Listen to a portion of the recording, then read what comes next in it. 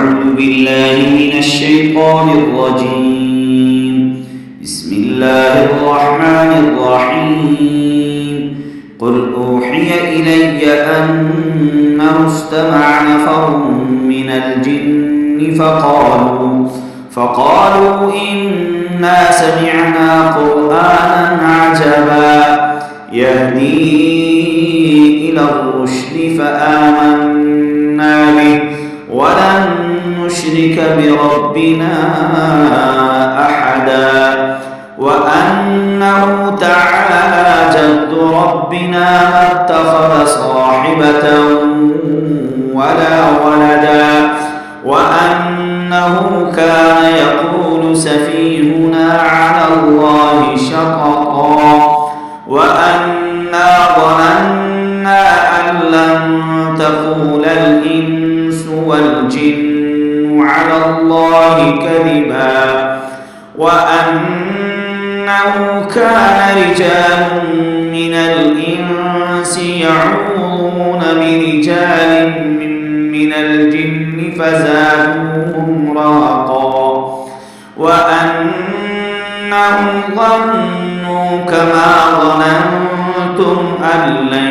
يبعث الله أحدا وأنا لمسنا السماء فوجدناها ملئت حرسا شديدا وشهبا وأنا كنا نقعد منها مقاعد للسمع فمن يستمع الآن يجد له شهابا رصدا وأنا لا ندري أشر أريد بمن في الأرض أم أراد بهم ربهم رشدا وأنا منا الصالحون ومنا دون ذلك كنا طرائق قددا وأنا ظننا أن لن نعجز الله في الأرض ولن نعجزه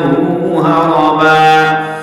وأنا لما سمعنا الهدى آمنا به فمن يؤمن بربه فلا يخاف بخسا ولا رهقا وأنا منا المسلمون ومنا القاسطون فمن أسلم فأولئك تحروا رشدا وأما القاسطون فكانوا لجهنم حطبا وأن لم استقاموا على الطريقة لأسقيناهم ماء غدقا لنفتنهم فيه ومن يعرض عن ذكر ربه يسلكه عذابا صعدا وأن المساجد لله فلا تدعوا مع الله أحدا وأنه لما قام عبد الله يدعوه كادوا يكونون عليه لبدا قل إنما أدعو ربي ولا أشرك به أحدا قل إني لا أملك لكم ضرا ولا رشدا قل إني لن يجيرني من الله أحد ولن أجد من